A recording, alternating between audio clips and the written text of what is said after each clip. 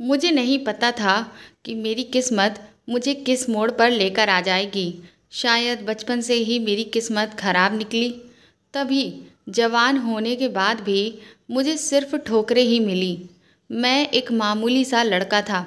मैं गरीब परिवार से ताल्लुक़ रखता था। मेरी उम्र 14 साल थी जब मैंने अपना घर छोड़ दिया था। मैंने अपना घर इस वजह से छोड़ा था क्योंकि उस घर में मुझे इंसान नहीं समझा जाता था, बल्कि मेरे साथ जानवरों के जैसा सलूक किया जाता था।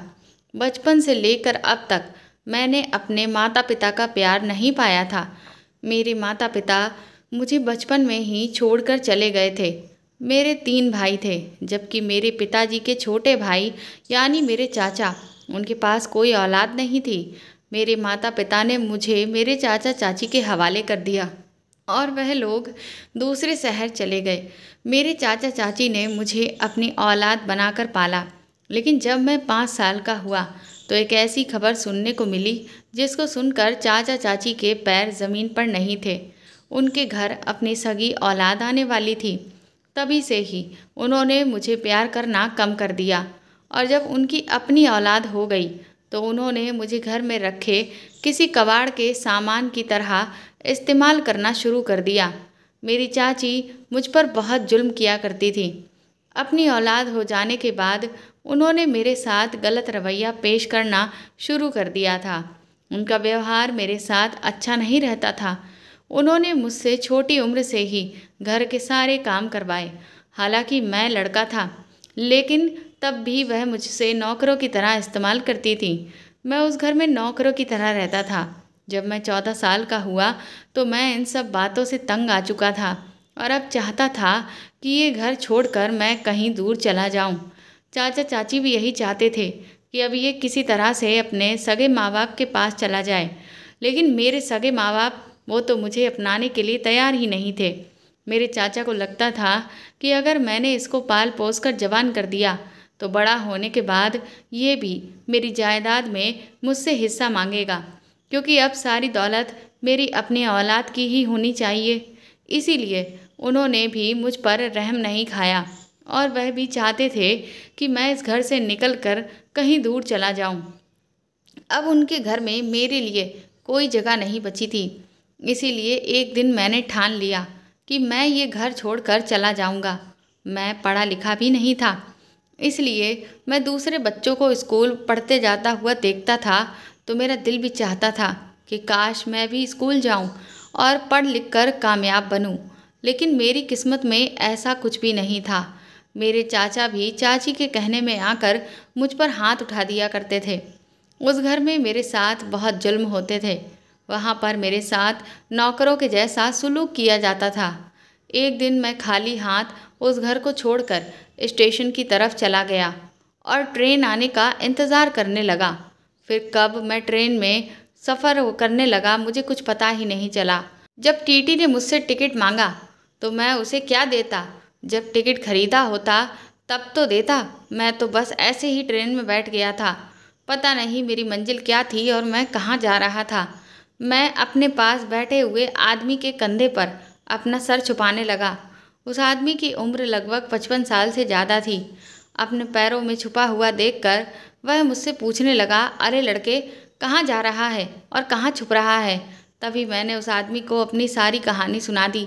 मेरी कहानी सुनने के बाद वह आदमी मुझ पर तरस खाने लगा। वो मेरी परवाह करते हुए मुझसे कहने लगा कि तुम्हें अपने घर से इस तरह से नहीं निकलना चाहिए था। चलो, मैं इस टीटी से बात करता हूँ और तुम्हें अपने घर के पास का ही टिकट कटवा के देता हूँ। मैंने उनसे कहा कि साहब, मैं आपके घर जाकर क्या करूँगा। तो वह आदमी मुझसे बोला, तो फिर तुम कहाँ जाओगे। वह आदमी मेरी तरफ बड़ी बेचैनी से देख रहा था। ऐसा लग रहा था जैसे उसे मेरी बहुत फिक्र है। मैंने उनकी तरफ देखकर खामोश हो गया। तभी वह मुझसे कहने लगे, तुम ऐसा करो, मेरे साथ मेरे घर चलो। वैसे भी काम करने के लिए मुझे एक लड़के की ज़रूरत है। मेरी 2 बेटियां हैं, मेरे पास कोई बेटा नहीं है। मैं चाहता हूँ कि कोई ऐसा ईमानदार इंसान मुझे मिल जाए जिसे मैं अपने साथ रख सकूँ और वह मेरी बेटियों की भी रक्षा कर सके और मेरे भी काम में हाथ बटा सके। मेरी बहुत बड़ी इलेक्ट्रॉनिक आइटम्स की दुकान है। कमाने वाला मैं अकेला हूँ, इसलिए मुझे बहुत परेशानी होती है। मेरी पत्नी भी नहीं है, मुझे अपनी बेटियों का भी ध्यान रखना होता है और अपने काम पर भी ध्यान देना होता है। इसलिए मैं चाहता हूँ कि कोई मुझे ऐसा इंसान मिल जाए जो मेरी बेटियों के भी काम आ सके और मेरे भी। वैसे भी तुम अभी बच्चे हो और छोटे हो, तुम्हें मेरी दोनों बेटियाँ अपना भाई समझकर प्यार देंगी। इसी वजह से मेरे घर में काम भी थोड़ा ज़्यादा है। मैं अपनी दोनों बेटियों को पढ़ा लिखा कर कामयाब बनाना चाहता हूँ। मैं अपनी बेटियों को अनपढ़ नहीं देखना चाहता। अगर तुम चाहो तो मेरे घर चलकर रह सकते हो। मेरे घर पर रहकर भी तुम घर का काम कर सकते हो, लेकिन तुम्हें मेरे घर में खाना पीना, इज्जत, मान सम्मान सब कुछ मिलेगा। तुम मेरे घर में छोटे मोटे काम कर देना। मेरी बेटियां फालतू घर से बाहर नहीं निकलती। मैं भी अपनी दुकान में ही रहता हूँ। इसी वजह से मेरी बेटियों को कोई चीज़ अगर बाहर से मंगानी होती है तो उन्हें काफ़ी परेशानी होती है। इसीलिए तुम उनके ये काम भी कर देना। अगर तुम सारे काम कर सकते हो तो मैं तुम्हें अपने घर में जगह दे दूंगा। जो खुद खाऊंगा वही तुम्हें खिलाऊंगा, तुम्हें अच्छे से अच्छा कपड़ा पहनाऊंगा। उस आदमी की बात सुनकर मेरे दिल पर बड़ा असर हुआ था। मैं अपने घर में सुबह शाम नौकरों की तरह काम ही करता रहता था और जलील भी होता रहता था। मैंने सोचा क्यों ना मैं इन साहब की सेवा करूं, तो ये मेरे लिए कुछ ना कुछ ज़रूर करेंगे, जिससे कि मेरी आगे की ज़िंदगी बहुत सुकून से गुजर जाएगी। और जब मैं जवान हो जाऊंगा तो उसकी बेटियां शादी करके अपने ससुराल को चली जाएंगी। उसके बाद तो सिर्फ मैं ही बचूंगा, तो शायद ये आदमी अपना सब कुछ मेरे नाम ही कर दे। मैं अपने दिमाग में कई सारी बातें सोचने लगा था। जब इस आदमी की दोनों बेटियां शादी करके अपने ससुराल चली जाएंगी तो शायद ये मुझे अपना बेटा बना ले। वह आदमी बहुत ज़्यादा अमीर था।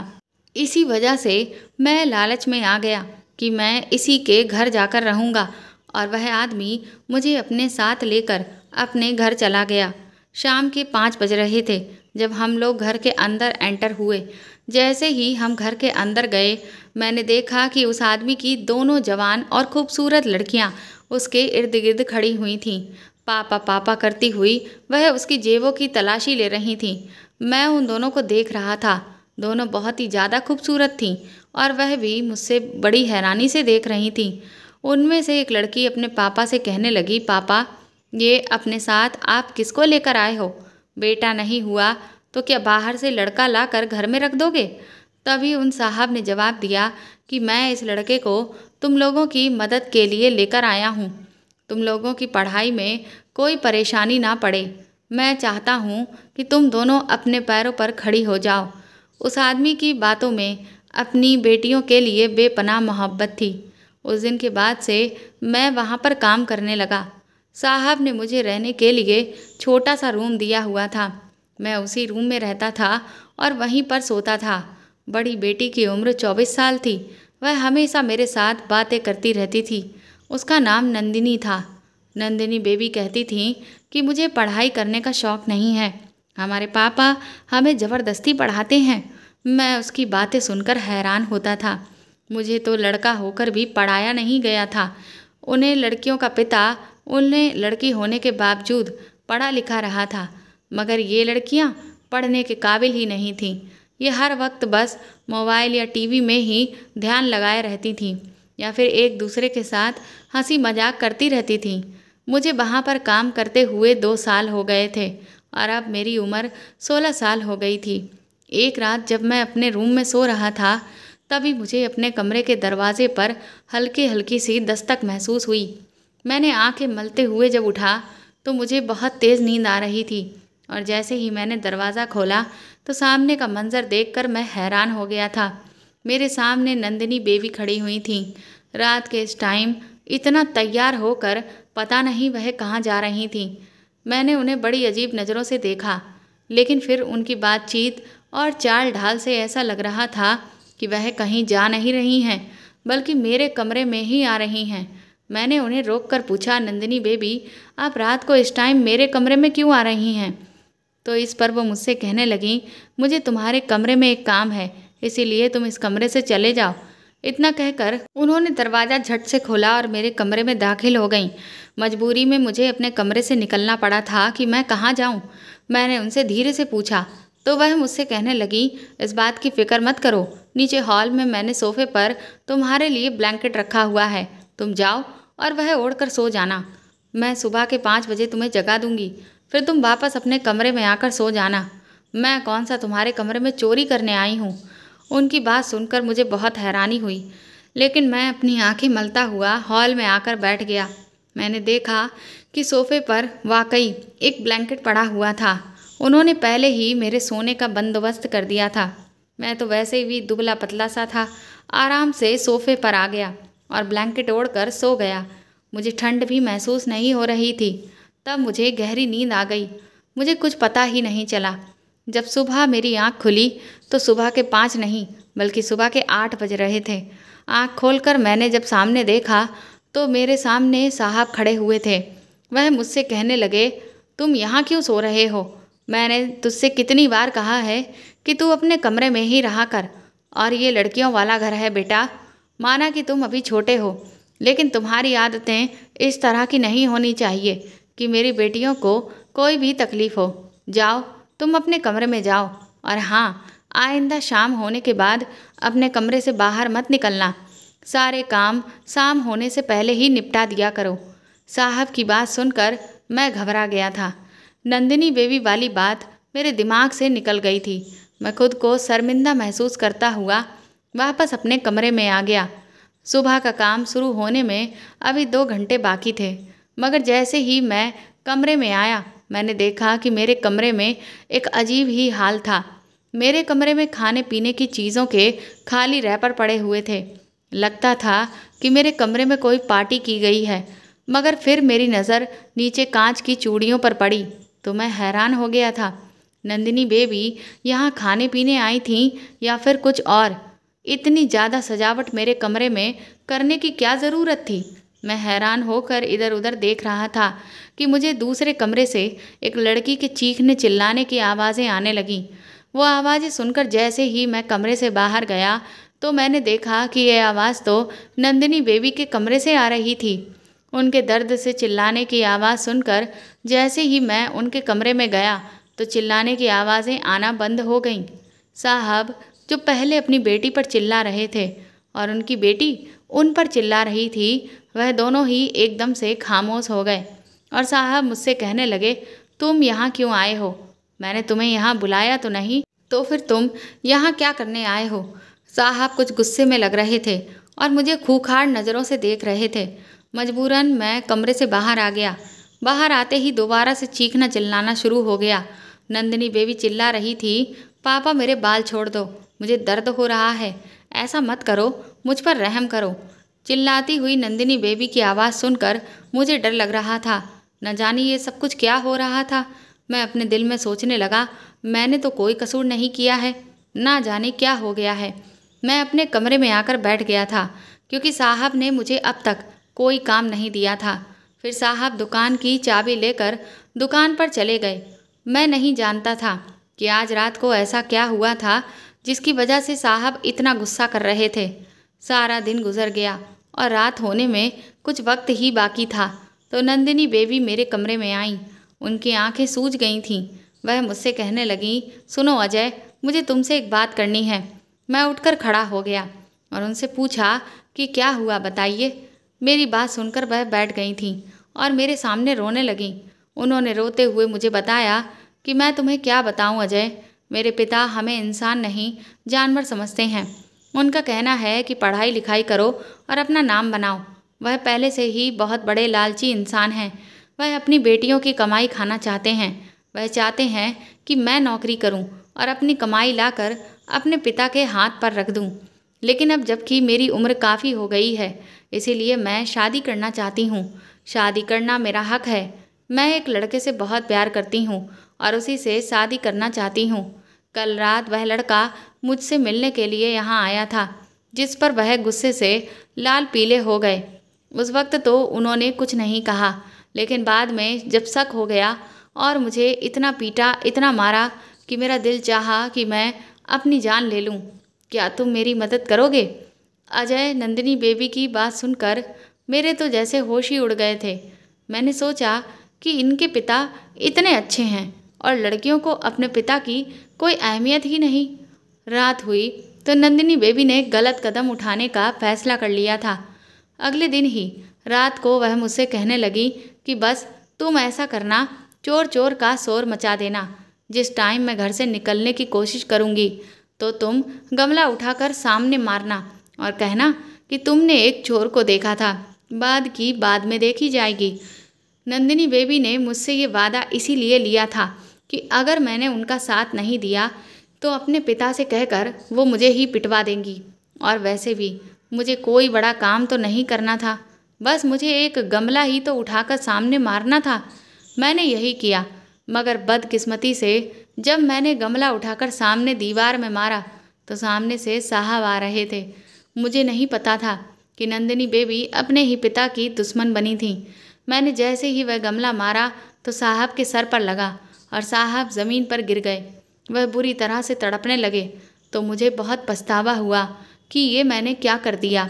नंदिनी बेबी उधर मौके पर ही खड़ी रह गई थी। अपने पिता को तड़पता हुआ देखकर वह अपनी जगह से नहीं हिली। बस फिर क्या था, साहब की जान चली गई और तभी तुरंत ही पुलिस भी आ गई और तहकीकात शुरू की तो पुलिस के सामने सारा राज खुल गया था। फिर मुझे भी जेल जाना पड़ा। साहब की छोटी बेटी को यही लगा कि इस सब का जिम्मेदार मैं ही हूँ। उन्होंने मुझे पुलिस के हवाले कर दिया और मैंने जेल में सज़ा काटी। लेकिन मेरे साथ साथ नंदिनी बेबी को भी जेल हो गई, क्योंकि वह भी वहाँ पर मौके पर ही मौजूद खड़ी हुई थी और उन्होंने अपने पिता को बचाने की कोई कोशिश नहीं की। मजबूरन मैंने सज़ा पाई, जबकि मेरा कोई जुर्म नहीं था। मैं तो साहब के घर पर नौकरी करता था। मेरा मकसद साहब की बेटियों को बहकाना नहीं था और ना ही साहब की जान लेना था। लेकिन जब इंसान पर इल्ज़ाम लग जाता है तो फिर कोई उसकी बात पर यकीन नहीं करता। उसके बाद जब मैं जेल में गया तो वहाँ पर मुझे नंदिनी बेबी के साथ उनके ही सेल में रखा गया था।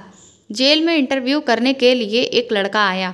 वह लड़का वहाँ के पुलिस ऑफिसर का जानने वाला था, इसलिए वह नए नए केस की तलाश में रहता था। हर दिन वह पुलिस ऑफिसर से यही कहता था कि इस लड़के को लड़की के साथ एक ही सेल में क्यों रखा गया है। ना जाने वह लड़का मुझे देख देख कर इतना हैरान क्यों होता था। उस रिपोर्टर का नाम अमन था। वह यही सोचता था कि ये लड़का औरतों के सेल में क्या कर रहा है। जेल में औरतों और मर्दों को अलग अलग रखा जाता है, मगर यहाँ पर तो कुछ अजीब ही नज़ारा था। एक 16 साल का लड़का 26 साल की जवान खूबसूरत लड़की के साथ एक ही सेल में बंद किया गया था। ये बात सच में हैरान करने वाली थी, जिसे देखकर वह रिपोर्टर बहुत ज़्यादा हैरान होता था। एक दिन उसने जेलर से पूछा कि आखिर ये क्या मामला है, औरतों की जेल में इस लड़के का क्या काम है और इसके साथ जवान लड़की को क्यों बैठाया गया है, जबकि इस लड़के की उम्र तो 16 साल है। इस लड़के को तो मर्दों की जेल में होना चाहिए या फिर बच्चों की जेल में। उस रिपोर्टर की बात सुनकर जेलर ने उससे कहा कि इनको ऐसी सज़ा होनी थी, इसी वजह से इस लड़की को इस लड़के के साथ बंद कर दिया गया है। मगर आपको इस लड़के के बारे में इंफॉर्मेशन चाहिए तो आपको डीआईजी साहब से परमिशन लेनी पड़ेगी, क्योंकि जिस आदमी ने इन्हें जेल में बंद करवाया है वह कोई आम आदमी नहीं बल्कि एक पुलिस ऑफिसर है। उस लड़के के दिमाग में बस यही बात घूम रही थी, एक पुलिस वाले ने ऐसा क्यों किया कि आखिर इन दोनों लड़का लड़की को एक साथ बंद कर दिया। जेलर ने कहा कि मुझे इस केस के बारे में ज़्यादा कुछ नहीं पता। रिपोर्टर ने डीआईजी से परमिशन लेने के बाद मुझसे बात करने की कोशिश की। जेलर ने उसे मेरे पास भेज दिया और उसने कहा, मेरा नाम अमन है, मैं एक रिपोर्टर हूँ, मैं यहाँ पर आता जाता रहता हूँ और तुम्हें देखता हूँ कि आखिर ना जाने तुम्हें इन लोगों ने एक जवान लड़की के साथ क्यों बंद कर दिया है। ये लोग तुम्हें किसी और सेल में भी तो रख सकते थे। नंदिनी बेबी ने तो डर की वजह से अपना चेहरा ही छुपा लिया था। उन्हें लगा कि कहीं ये रिपोर्टर उन्हें देख ना ले। रिपोर्टर ने नंदिनी बेबी की तरफ बड़ी हैरानगी से देखा। मैंने भी दिल में सोचा कि अगर इतनी ही शर्म आ रही है रिपोर्टर को अपना चेहरा दिखाने में, तो फिर ऐसा घिनौना पाप क्यों किया था। लेकिन अब इन सारी बातों का कोई फायदा नहीं था। जो हुआ उसकी सज़ा तो भुगतनी ही पड़ रही थी। रिपोर्टर ने मेरा नाम पूछा। मैंने रिपोर्टर से कहा कि तुम क्या करोगे मेरा नाम जानकर? क्या मेरी सज़ा कम करवा सकते हो? तभी उस रिपोर्टर ने मुझे जवाब दिया कि मैं तुम्हारी सज़ा तो कम करवाने नहीं आया हूँ, मैं तुम्हारा इंटरव्यू लेना चाहता हूँ, मैं तुम्हारी लाइफ के बारे में जानना चाहता हूँ। मैंने रिपोर्टर से कहा ठीक है, तो फिर मैं भी तुम्हें अपना इंटरव्यू नहीं दूंगा। मुझे गुस्सा आने लगा था। नंदिनी बेबी तो अपना चेहरा छुपाए हुए घूम कर बैठ गई थी। वह भी रिपोर्टर से कोई बात नहीं कर रही थी। उस रिपोर्टर को अब हमारे केस में और भी ज़्यादा इंटरेस्ट आने लगा था। उसने कहा कि मैंने ठान लिया है कि अगर मुझे इंटरव्यू करना है तो तुम दोनों का ही करना है, वरना मुझे कोई और केस छोड़ना पड़ेगा। इससे ज़्यादा इंटरेस्ट का केस मैंने आज तक नहीं देखा। ये कहकर वह रिपोर्टर हमारे सेल से चला गया और उसने जेलर से फिर हमारी फाइल देखने की कोशिश की। जेलर ने पहले तो मनमानी की, लेकिन फिर उस रिपोर्टर ने उन्हें कुछ पैसों का लालच दिया। न जाने ये रिपोर्टर हमारे पीछे हाथ धोकर क्यों पड़ गया था। पैसों के लालच में आकर जेलर ने हमारे बारे में सारी इन्फॉर्मेशन उस रिपोर्टर को दे दी। जब उसने हमारी फाइल पढ़ी तो वह हैरत में आ गया था, क्योंकि हमारे खिलाफ रिपोर्ट किसी और ने नहीं बल्कि नंदिनी बेबी की बहन ने ही लिखवाई थी। रिपोर्टर ने जेलर से पूछा कि आखिर इन दोनों ने क्या किया था। जेलर ने उनको सारी बात बता दी, लेकिन वह फिर भी एक बार मेरे मुंह से सब कुछ सुनना चाहते थे। जेलर ने रिपोर्टर को बताया कि उस लड़की की बहन की गवाही पर ही इनका जुर्म साबित हुआ था। वो चाहती है कि इन्हें सख्त सज़ा हो। हालांकि उसे दुख होता है कि उसकी सगी बहन ने ही उसके पिता के साथ ऐसा किया। वो बहुत रोती भी है। रिपोर्टर ने जेलर से कहा कि क्या तुम मुझे बता सकते हो, तुमने मुझे जिस पुलिस वाले के बारे में बताया था वह पुलिस वाला उन्हें यहाँ पर बंद करके रखता है। क्या तुम मुझे उसके बारे में बता सकते हो कि वह कौन है और उनका क्या लगता है? इस बात पर जेलर खामोश हो गया। रिपोर्टर को लगा कि जेलर को भी इस बारे में नहीं पता होगा। उसके बाद रिपोर्टर ने चौकीदार से हमारे बारे में जानने की कोशिश की। चौकीदार का काम चौकीदारी करने से ज़्यादा थाने के अंदर के मामलात की खबर रखना था। रिपोर्टर बहुत ही ज़्यादा चालाक लग रहा था, तभी हमारे बारे में सबसे जानने की कोशिश कर रहा था। चौकीदार की काफ़ी उम्र हो गई थी। रिपोर्टर ने सोचा इसे ज़रूर इस बारे में कुछ न कुछ तो पता होगा। उसने सोचा कि जो भी बात होगी चौकीदार उसको ज़रूर बता देगा। जब रिपोर्टर ने चौकीदार से इस बारे में सवाल किया तो चौकीदार ने उसकी तरफ हैरानी से देखा और कहने लगा, आपको क्या लगता है ये लड़का इस लड़की का पति है? रिपोर्टर ने कहा, ऐसा नहीं हो सकता, इस लड़की की उम्र कम है जबकि लड़की की उम्र बहुत ज़्यादा है। चौकीदार ने कहा कि मोहब्बत में इंसान कुछ भी कर सकता है, शायद इस लड़की ने इस लड़के से शादी कर ली हो। वह चौकीदार रिपोर्टर के साथ मजाक कर रहा था। उसने कहा कि ऐसा बिल्कुल मत सोचना कि ये इस लड़की का पति होगा। इस लड़के की उम्र 16 साल है। मेरा मतलब कि इस बेचारे में इतनी जान ही नहीं है। देखो तो इसका शरीर कितना दुबला पतला और कमज़ोर सा है। तुम्हें कहीं से भी लगता है कि ये मुजरिम होगा? खैर छोड़ो, रहने दो। चौकीदार ने रिपोर्टर को ज़्यादा बात नहीं बताई। उसने रिपोर्टर से कहा कि मैं तुम्हें इनके बारे में ज़्यादा तो नहीं बताऊंगा, लेकिन इतना बता सकता हूँ कि इन दोनों को इस जेल में लाने वाला कोई और नहीं बल्कि इनका ही कोई अपना रिश्तेदार है जो कि पुलिस वाला है, और उस पुलिस वाले की बात को यहाँ पर कोई भी नहीं टाल सकता। इसी वजह से उसका ये ऑर्डर है कि इन दोनों को एक साथ रखा जाए, और इसीलिए हमने इन दोनों को यहाँ पर एक साथ एक ही सेल में रखा हुआ है। और अगर तुम्हें अब बाकी की इन्फॉर्मेशन लेनी है तो तुम इस लड़के से ही ले लो।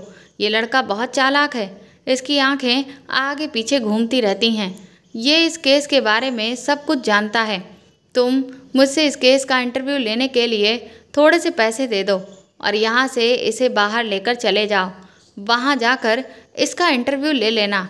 इस तरह से तुम्हें इसके बारे में सब कुछ पता चल जाएगा। अगले दिन उस रिपोर्टर ने ऐसा ही किया।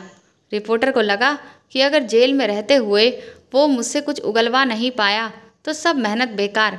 रिपोर्टर को तो इंटरेस्टेड स्टोरी चाहिए थी। उसे लगा कि खोदा पहाड़ निकला चूहा वाली मिसाल ना हो जाए, इसलिए उसने सोचा कि मेरे पास इसके अलावा अब कोई दूसरा रास्ता भी नहीं है, क्योंकि बाकी लोग यहाँ तो बात करने को तैयार ही नहीं थे, और जो बात करते भी थे तो उनकी कहानी खास इंटरेस्टेड नहीं होती थी। खैर, उसने ठान लिया कि वह मुझसे ही बात करेगा, और वह मेरा इंटरव्यू लेने के लिए तैयार हो गया। फिर दोबारा रिपोर्टर मेरे पास आया और मुझसे कहने लगा कि अब तुम मुझे सही से इंटरव्यू देना और अपनी पूरी कहानी बताना। अगर तुम ऐसा करोगे तो मैं तुम्हें जेल से छुटकारा दिलवा दूंगा। रिपोर्टर की बात सुनते ही मेरी आंखों में आंसू आ गए। मैंने कहा, क्या तुम सच में मुझे जेल से निकलवा सकते हो? रिपोर्टर ने कहा, हाँ बिल्कुल, मैं ऐसा ही कर सकता हूँ। देखो, मेरे बहुत सारे दोस्त हैं जो वकील हैं, और वकीलों के लिए किसी को भी जेल से बाहर निकालना कोई मुश्किल काम नहीं। अगर तुम मुझे अपने बारे में सब कुछ बता दोगे तो ऐसा मुमकिन हो जाएगा। मैंने उसकी बात सुनकर सर हिला दिया और कहने लगा, फ़िलहाल तो मुझे यहाँ से निकाल दो। मैं यहाँ पर जेल में बैठकर तुम्हें अपने बारे में कुछ भी नहीं बता सकता जो मेरे दिल में है। मैं नहीं चाहता कि मैं तुम्हें यहाँ उनके सामने बैठकर सब कुछ बताऊं।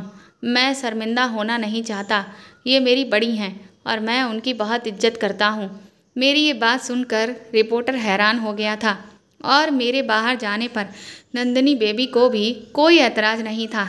रिपोर्टर तो मेरे बारे में जानने के लिए बहुत बेकरार हो रहा था।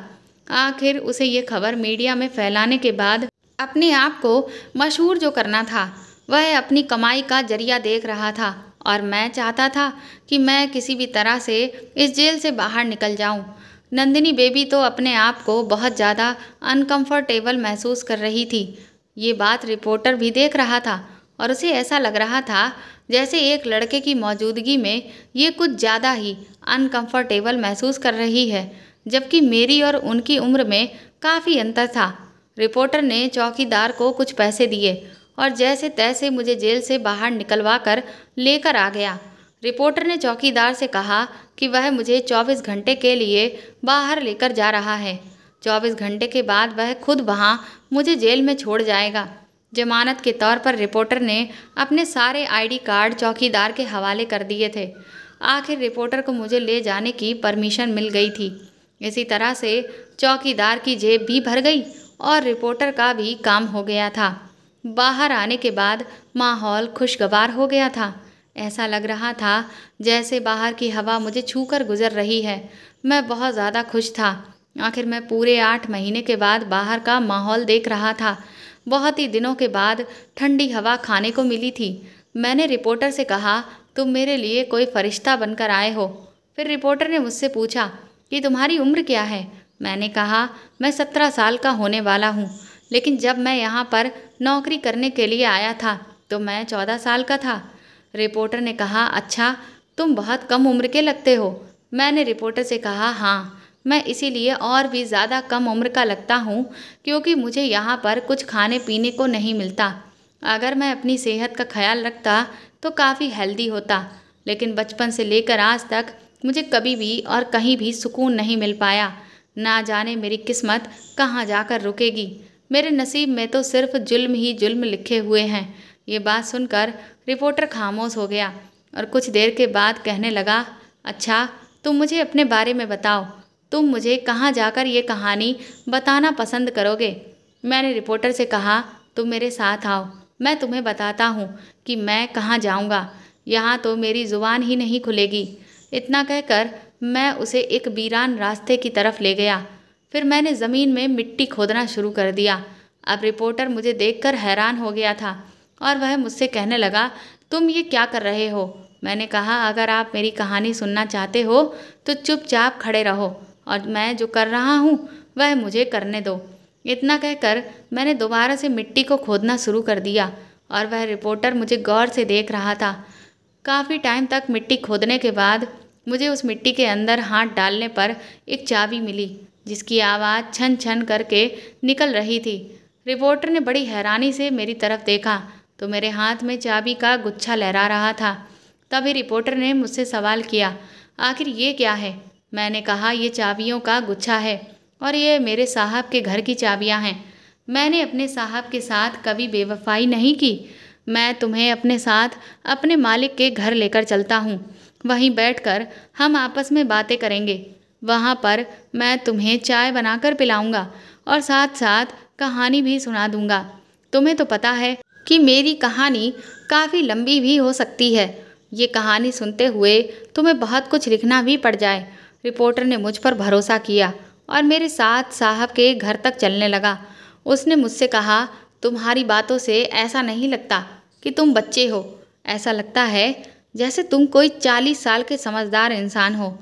मैंने रिपोर्टर से कहा कि साहब, मेरी परेशानियों ने मुझे बच्चा नहीं बल्कि 40 साल का समझदार इंसान ही बना दिया है। ये बात आप बिल्कुल ठीक कह रहे हो, लेकिन मेरी ज़िंदगी ने हमेशा मुझे बड़ों वाले काम करने पर मजबूर कर दिए। मैंने कभी भी बच्चों वाला सुख नहीं पाया। मैं भी चाहता था कि अपनी ज़िंदगी में खेल कूद करूं, लेकिन ना जाने क्यों मेरे हालातों ने मेरा साथ कभी नहीं दिया। रिपोर्टर ने फिर मुझसे कहा, तुमने अपने साहब के घर की चाबियाँ यहाँ क्यों छुपाई थीं?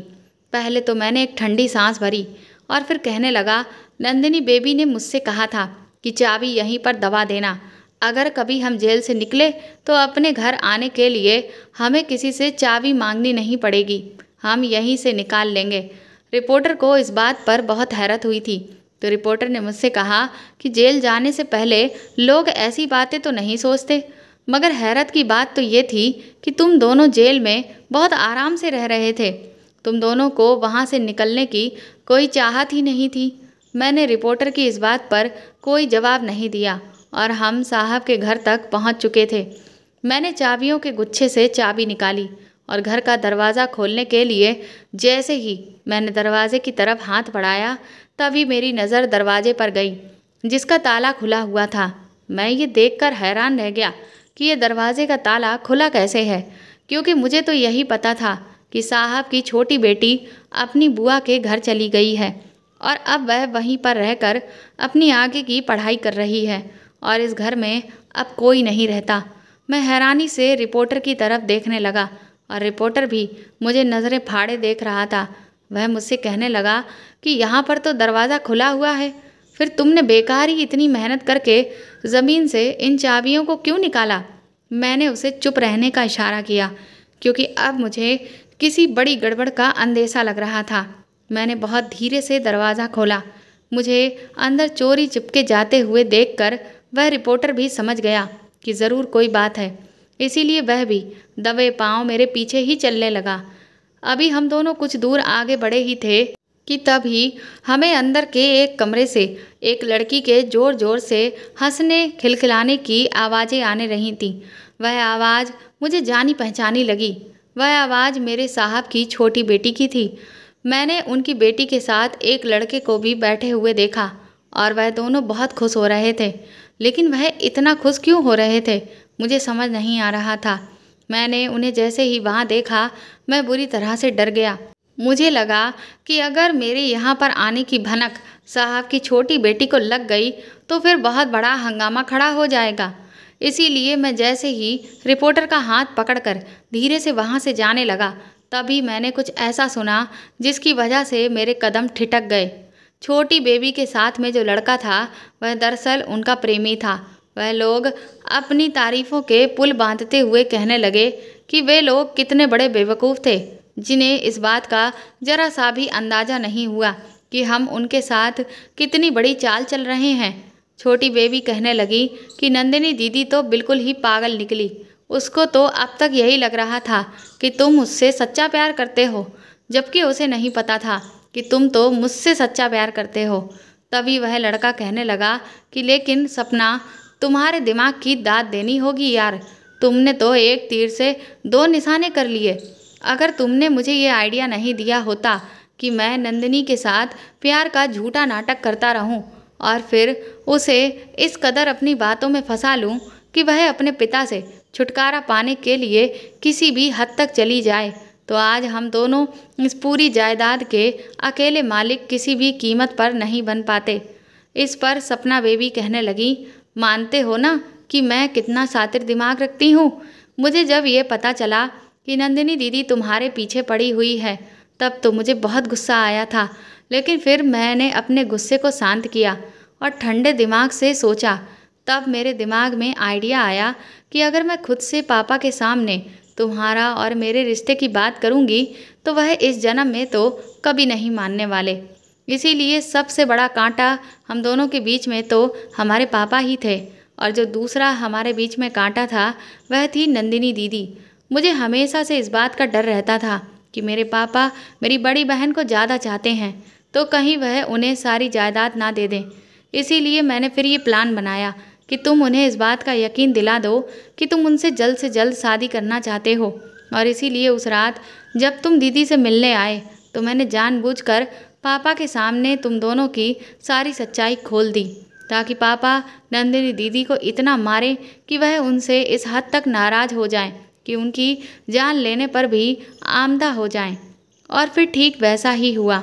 मेरे कहने पर तुमने दीदी के दिमाग में ये आइडिया डाला और दीदी ने उस नौकर अजय को भी इस काम में शामिल कर लिया। मैंने भी दीदी का साथ दिया और उनके सामने ये दिखावा किया कि मैं उनकी और तुम्हारी शादी हो जाने पर बहुत खुश हो जाऊंगी। वह मुझे अपनी इस साजिश में अपना भागीदार समझ रही थी, जबकि उन्हें नहीं पता था कि मैं तो खुद ही उन्हें और अजय को फंसा रही हूँ। अजय वह तो एक नंबर का बेवकूफ़ था। दीदी ने उससे जैसा कहा उसने ठीक वैसा ही किया और इधर मैंने अपनी चाल चल दी। मैंने सही मौके पर पापा को उसके सामने भेज दिया और बस फिर वही हुआ जो हम चाहते थे। इधर दीदी को लगा था कि मैं पुलिस में गवाही देकर अजय को सज़ा दिलवा दूंगी, लेकिन मैंने अब अपने असली इरादे सामने रखते हुए उन दोनों को ही गुनहगार साबित कर दिया। और देखो, आज हमारे रास्ते के सबसे बड़े दोनों कांटे अपने आप ही निकल गए हैं और ये पूरी जायदाद भी अब मेरी मुट्ठी में है। मैंने जैसे ही पूरी सच्चाई सुनी कि मेरे साथ कितना बड़ा धोखा और अन्याय हुआ है, मेरी आंखों से आंसू बहने लगे। मैं तुरंत ही बाहर की तरफ भाग आया। मुझे अपने साहब के लिए भी बहुत बुरा लग रहा था, जिनकी दोनों बेटियां इतनी नालायक औलादें साबित हुई थीं। वह हमेशा से सिर्फ यही चाहते रहे कि उनकी बेटियां अपने पैरों पर खड़ी हो जाएं, लेकिन उनकी बेटियों ने उनकी ना सिर्फ मेहनत पर पानी फेरा बल्कि उनकी जान भी ले ली। और एक मैं बदनसीब हूँ जिसे ऐसा कोई अपना नहीं मिला जो मुझे मेरे पैरों पर खड़े होने के लिए एक छोटा सा सहारा तक दे देता। सच्चाई जानकर मैं बुरी तरह से टूट चुका था और फूट फूट कर रो रहा था। मैं रिपोर्टर के आगे हाथ जोड़कर कहने लगा कि अब तो तुमने सब कुछ सुन लिया है, वह भी सुन लिया है जो मुझे भी नहीं पता था। अब मैं इससे ज़्यादा दुख बर्दाश्त नहीं कर सकता, इसीलिए अब तुम मुझे वापस जेल छोड़ आओ, क्योंकि अब मैं अच्छे से जान गया हूँ कि मुझे अपनी पूरी ज़िंदगी अब जेल में ही बितानी है। मेरी इस बात पर रिपोर्टर ने कहा कि किसने कहा कि तुम पूरी ज़िंदगी जेल में बिताओगे। मैंने उसकी तरफ आंसू भरी आंखों से देखा तो उसने मुझे अपने कैमरे में एक वीडियो चालू करके दिखाया, जिसमें सपना बेबी अपने प्रेमी के साथ जो कुछ भी बोल रही थी वह सब कुछ रिकॉर्ड हो गया था। इसके बाद वह रिपोर्टर मुझे वापस जेल तो लेकर गया, लेकिन 4 दिन के बाद ही वह एक वकील को लेकर आया और फिर 2 हफ्ते के बाद एक बार फिर से मेरी जज साहब के सामने पेशी हुई और उस वीडियो को सबके सामने वहां पर चलाया गया। और हकीकत जानकर वहां कोर्ट में मौजूद हर किसी के पैरों तले से ज़मीन निकल गई थी। नंदिनी बेबी भी अपना सर पीट रही थी कि उन्होंने अपनी बहन की बातों में आकर इतना बड़ा गुनाह कर दिया और अपने इतने महान पिता की जान ले ली। इस सब के बाद सपना और उसके प्रेमी को इस पूरी साजिश को अंजाम देने के लिए सख्त सज़ा सुना दी गई और इधर नंदिनी की सज़ा में कुछ रियायत कर दी गई और मुझे बाइज्जत बरी कर दिया गया, क्योंकि मेरा इस सब में कोई भी हाथ नहीं था। मुझे तो खुद बलि का बकरा बनाया गया था, जो उस वीडियो से पूरी तरह से साबित हो गया था। इसके बाद जब मैं बाइज्जत बरी होकर कोर्ट से बाहर निकला तो मुझे सामने जैसे ही वह रिपोर्टर खड़ा नज़र आया, मैंने दौड़कर उसके पैर पकड़ लिए। उसने मुझे उठाकर अपने गले से लगा लिया। मैंने कहा कि तुम्हारा मुझ पर ज़िंदगी भर ये बहुत बड़ा एहसान रहेगा, क्योंकि अगर तुम मेरी ज़िंदगी में ना आते तो मैं आज भी जेल में सड़ रहा होता और मुझ पर ये दाग हमेशा लगा रहता। रिपोर्टर ने मुझे बधाई दी। उसके बाद वह मुझे अपने घर लेकर गया। फिर उसने मुझसे ये सवाल किया कि लेकिन मुझे अभी तक ये नहीं पता चला कि तुम दोनों को एक साथ जेल में बंद करके किसने रखवाया था। मैंने रिपोर्टर को बताया कि वह मेरे साहब के एक भतीजे हैं जो पुलिस में बड़े अधिकारी हैं। उन्होंने मुझे और नंदिनी बेबी को एक जेल में इसीलिए रखा था ताकि हम दोनों मुजरिम एक दूसरे को देख देख कर हमेशा खून के आंसू पीते रहें, बस और कुछ नहीं। इसके बाद उस रिपोर्टर ने मेरी पढ़ाई लिखाई में बहुत मदद की। मैं ठीक ठाक पढ़ाई करके एक होटल में नौकरी कर ली और आज मैं अपने बीवी बच्चों के साथ एक सुकून भरी ज़िंदगी जी रहा हूँ। और आज मेरे पास भी ऐसा कोई है जिसे मैं अपना कह सकता हूँ। तो दोस्तों, आपको ये कहानी कैसी लगी हमें कमेंट करके ज़रूर बताएं और प्लीज़ इस कहानी को ज़्यादा से ज़्यादा शेयर और लाइक करके मेरे चैनल को सपोर्ट करें। साथ ही अगर आप चाहें तो मुझे सुपर थैंक्स भी खरीद कर दे सकते हैं। सुपर थैंक्स का ऑप्शन आपको इस वीडियो के नीचे दिए हुए सभी ऑप्शंस में दिख जाएगा, जो कि हार्ट शेप में बने हुए डॉलर के साइन के तौर पर है। और अगर आप मेरे चैनल पर नए हैं तो सब्सक्राइब करके बेल आइकन को ज़रूर दबा दीजिएगा ताकि आगे भी मैं आपको ऐसी ही अच्छी कहानियाँ सुनाती रहूँ। Thank you.